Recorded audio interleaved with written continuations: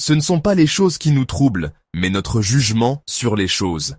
Cet ancien dicton stoïcien renferme une sagesse profonde pour naviguer dans les défis de la vie. On croit souvent que les événements extérieurs sont la source de nos souffrances. Pourtant, en y regardant de plus près, on découvre que ce sont nos interprétations, nos jugements, qui influencent réellement notre bien-être émotionnel. Le monde nous présente un flux constant d'expériences, positives et négatives. C'est notre esprit qui donne un sens à ces événements, les colorant de nos propres préjugés, croyances et expériences passées. Deux personnes peuvent vivre le même événement, mais leurs réactions peuvent être très différentes, uniquement en fonction de leurs interprétations individuelles.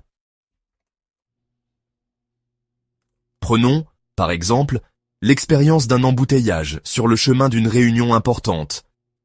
Une personne pourrait s'agiter immédiatement, son esprit s'emballant à l'idée d'être en retard, de décevoir les autres et de potentiellement faire face à des conséquences négatives.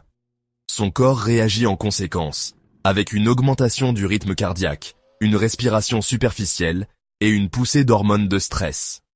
Une autre personne, cependant, pourrait adopter une approche différente. Elle pourrait accepter la situation comme un simple retard imprévu, une occasion de pratiquer la patience. Elle pourrait utiliser ce temps pour écouter de la musique, passer des appels téléphoniques ou simplement profiter de quelques instants de contemplation tranquille. Cette différence de réaction n'est pas déterminée par l'embouteillage lui-même, mais par la façon dont chaque individu choisit de percevoir et d'interpréter l'événement. Pensez au taxi de Douala qui klaxonne.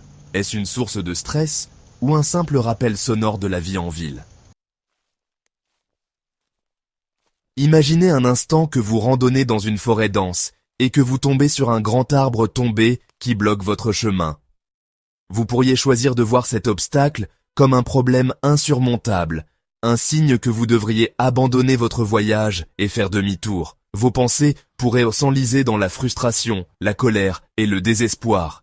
Vous pourriez aussi choisir de considérer cet obstacle comme une opportunité de croissance et d'apprentissage. Vous pourriez le voir comme une chance de tester vos compétences en résolution de problèmes, de trouver une solution créative, de vous pousser au-delà de votre zone de confort. Vous pourriez choisir de le voir comme une aventure, comme une nouvelle expérience à raconter lors d'un tour au marché de Newbell. Le même principe s'applique à tous les domaines de la vie.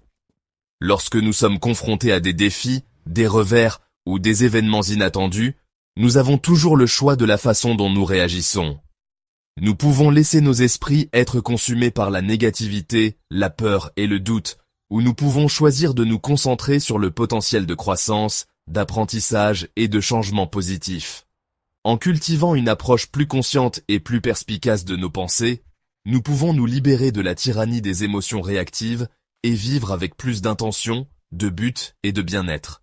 Rappelez-vous, ce ne sont pas les événements eux-mêmes qui ont du pouvoir sur nous, mais le sens que nous choisissons de leur donner. Choisissez judicieusement.